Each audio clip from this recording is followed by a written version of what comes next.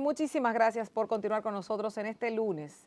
Iniciando esta semana, le damos la bienvenida a nuestro primer invitado de la mañana, Johnny Pujols, miembro del Comité Político del Partido de la Liberación Dominicana y que ha estado en la palestra en los últimos días, muy activo. Buenos días, Johnny, ¿cómo estás? Buenos días, muy contento de estar aquí con Bienvenido, ustedes. Johnny. De nuevo, hemos venido antes. Sí, Pero... representa la parte joven del PLD, ¿verdad?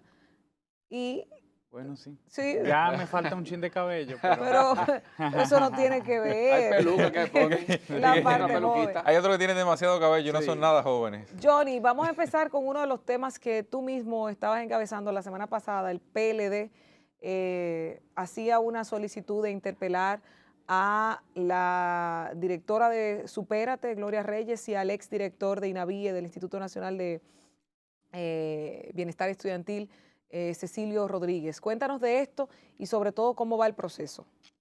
Bueno, primero, una solicitud de interpelación no es una acusación, ¿verdad? Es una solicitud que se hace para que el Congreso Nacional le solicite aclarar a un funcionario, primero está dentro de la función legislativa, que es la función de fiscalizar, le solicite a un funcionario o a una institución que se aclare sobre un hecho que conmociona la opinión pública o en la que se puede interpretar que está ocurriendo algo. Yo creo que ha sido reconocido por el mismo gobierno, que ha habido una situación muy difícil en Supérate, una estafa, usó el lenguaje que usó el gobierno, ¿verdad? Y por lo tanto yo creo que el país merece que se le explique qué fue lo que pasó, quiénes estuvieron involucrados y cuáles son las medidas que se están tomando. Y evidentemente eso no significa que usted esté acusando a nadie, sino que el país requiere ese tipo de explicaciones. Máxime cuando el gobierno ha tomado una bandera desde el principio de transparencia, bueno, pues entonces haciéndose de esa misma transparencia le estamos pidiendo aclaraciones. Lo mismo con el anterior director de INAVIE, a pesar de que ya el proceso está en el Ministerio Público. Lo que sucede es que, fíjese, ahí hay algo que nos ha preocupado siempre. Las personas que se vieron beneficiadas irregularmente de ese proceso, todavía están beneficiadas irregularmente de ese proceso. El proceso nunca fue cancelado.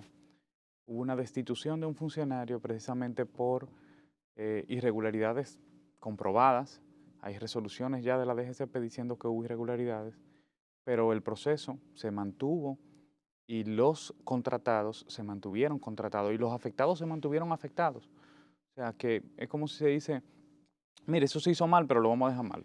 Pero Johnny, eso no correspondía propiamente, como tú establecías, a una función legislativa. No le correspondía quizás al bloque del PLD en el Senado, en la Cámara de Diputados, someter esa moción para que sea conocida y no en otro escenario, de manera que pudiera interpretarse como una generación de oposición política pura y simple. No, porque pura y simple es si no hiciéramos la interpelación. Es oposición política también, porque ese es un rol de... Sí, pero digo en el Congreso, donde realmente se lleva a interpelar a los funcionarios. En el Congreso se va a hacer ambas cosas. Mire, una de las cosas que deben hacer los partidos es comunicar más. Todos los partidos, yo no me refiero solamente al PLD y tampoco me refiero solamente a los partidos de oposición, porque los partidos tienen un rol importante en la democracia y creo que ha faltado en nuestra política cotidiana, ha faltado mucho la discusión. Y la discusión de ideas, porque con eso es que los ciudadanos pueden establecer diferenciaciones, si no se vuelve simplemente algo mercantil la participación política, que es lo que hemos visto que ha sucedido en los últimos procesos, o sea que no está mal. Creo que fue un rol que jugó el PLD y que tiene que seguir jugándolo. ¿Por qué el PLD no ha hecho un papel un poco más activo con relación a este tema? ¿Ustedes entienden? Correcto, ¿Con eso cuál sí. tema? Con ese tema de Supérate, ¿ustedes entienden que realmente se acogen a rumores de corrupción? El PLD no ha iniciado un proceso de investigación a ver si realmente hay corrupción en el tema de Supérate. No Porque solamente solicitar que se interpele, no es un eso rumor. puede quedar en el aire. No es un rumor porque ha sido reconocido por la institución y por las autoridades de la institución. Sí, pero no como corrupción. Ellos lo han validado como un fraude, Supérate, que le hicieron a Supérate. Sí, pero no como un acto de corrupción cometido por gente desde dentro de la institución. Lo que sucede es que es muy difícil que algo así suceda sin que haya una contraparte interna. Ok, pero entonces vamos a plantear desde lo principal. ¿Qué pasó en Supérate? Según lo que ustedes están entendiendo, ¿qué fue lo que pasó? Hubo un fraude reconocido por las autoridades y nosotros nos estamos preguntando qué pasó. y le estamos solicitando a las autoridades competentes que lo aclaren frente al Congreso Nacional dentro de una función El legislativa. PLD no sabe, no tiene detalles de qué es lo que pasa con esto, sobre todo con las mismas informaciones que ya se han vertido en los medios de comunicación. No, no tenemos los detalles. Precisamente por eso estamos solicitando que haya una interpelación. Nosotros somos muy cautos al acusar. Yo creo que eso es parte de un discurso que aquí en República Dominicana se estableció que no está bien. Y nosotros no vamos a caer en eso de establecer acusaciones ligeras.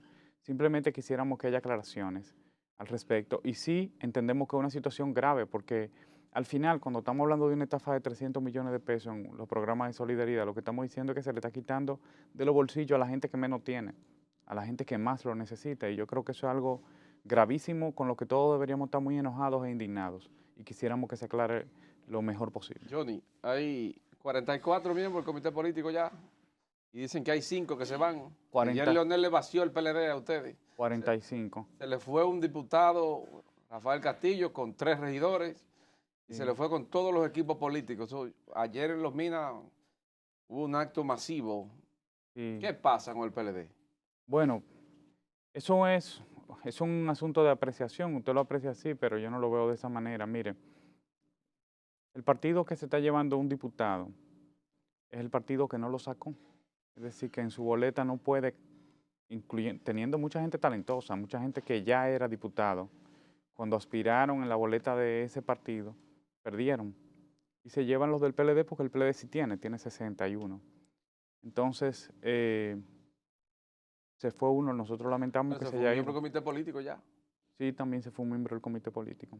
En el PLD hay un orden de prelación, de acuerdo a la cantidad de votos que hayan sacado los miembros del comité político, y es sustituido de inmediato. De hecho, fue sustituido por una mujer de mucha trayectoria en el PLD, que es la compañera Maribel Acosta.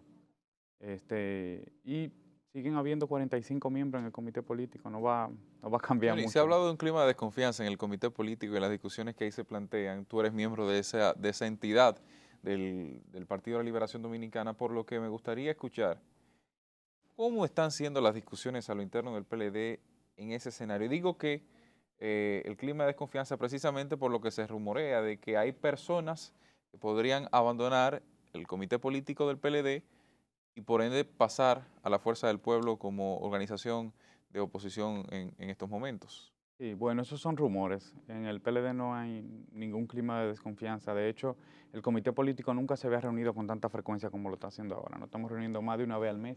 Los estatutos mandan que sea una vez al mes, pero lo estamos haciendo con mucho más frecuencia.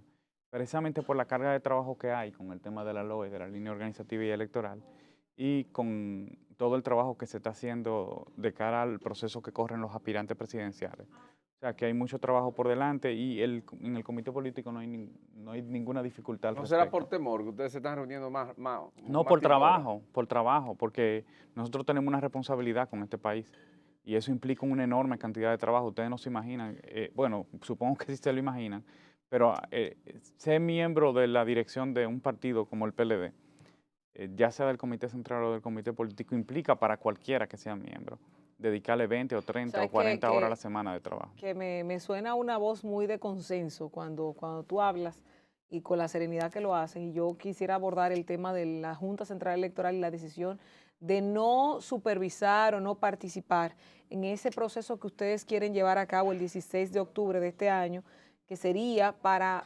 valorar, como decía, era como una consulta popular con la anuencia del pueblo que sea de cualquier, porque no tiene que ser específicamente del padrón del PLD, sino una consulta abierta de quién debería ser el candidato presidencial. Pero corrígeme si estoy equivocada, Johnny, si esa consulta, que al parecer sin la Junta ustedes van a seguir a cabo con ella, da a una figura como favorita, esta sería su candidato presidencial, ¿cierto o falso? Sería el precandidato que presentaríamos a la Asamblea. Recuerda que nosotros estamos obligados a cumplir con la ley. Ajá. La ley establece que el periodo en el que se eligen los candidatos es el periodo entre julio y octubre del 2023. Por lo tanto, ahora lo que ha ocurrido es que 6 aspirantes que hasta ahora han incursionado en el proceso han decidido ponerse de acuerdo y el partido está mediando ese acuerdo. O sea, Sí. ha recibido el acuerdo de ellos en el que ellos dicen, mira, nosotros queremos ir juntos, de modo que si uno de nosotros tiene más probabilidad, más posibilidades, pues los demás lo apoyen y entonces el partido ha dicho, pues nosotros lo vemos bien y lo vamos a acompañar en ese proceso de consulta.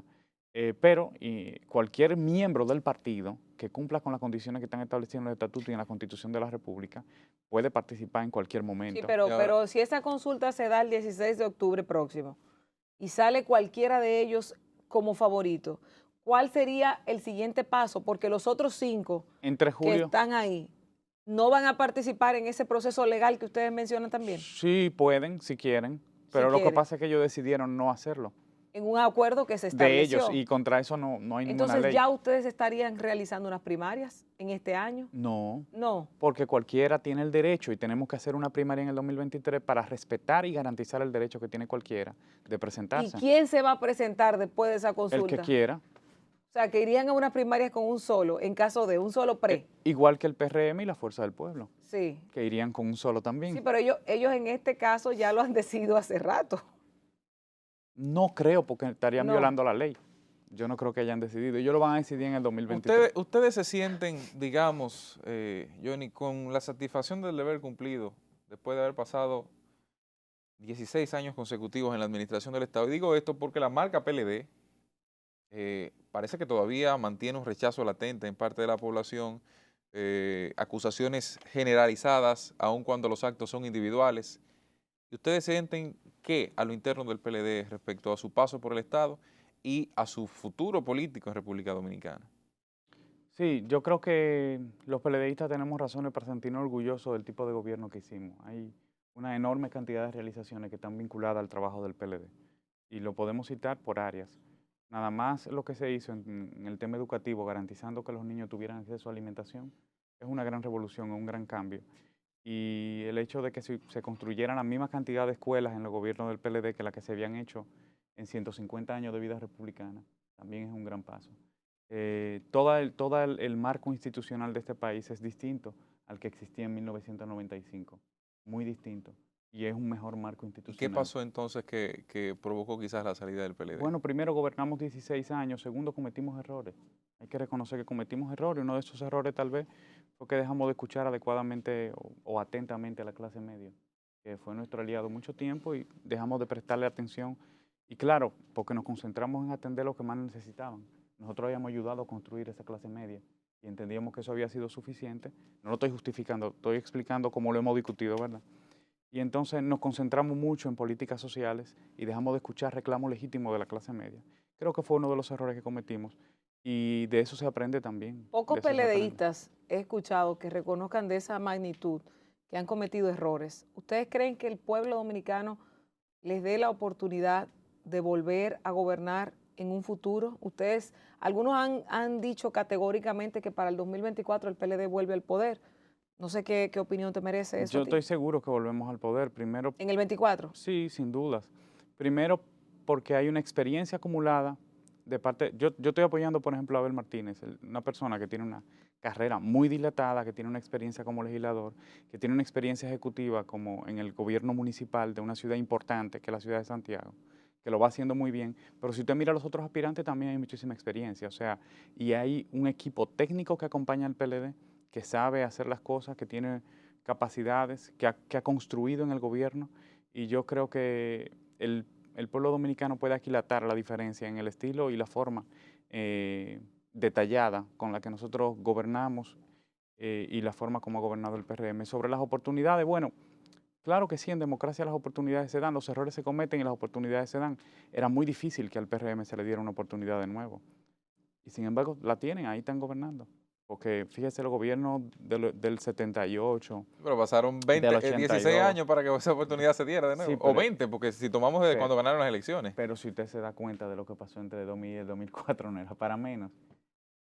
Ojalá, porque la democracia no le hace mucho bien que un partido gobierne 20 años, ¿verdad? Ojalá que cuando volvamos no nos toque gobernar 20 años de nuevo. Bueno. Porque el PRM a veces nada más gobierna 4 y duran mucho tiempo fuera. Nosotros quisiéramos que en el futuro, eso es casi a título personal, la democracia esté un poco más balanceada. Pero de que el PLD vuelve al poder en el 2024, yo no tengo dudas de eso. Johnny, muchas gracias por habernos acompañado esta mañana en Despierta RD y ahí expresar tus planteamientos en este escenario. Al regreso, conversamos con el director del Banco Agrícola, Fernando Durán. No se mueva, mantenga la sintonía. Despierta, despierta.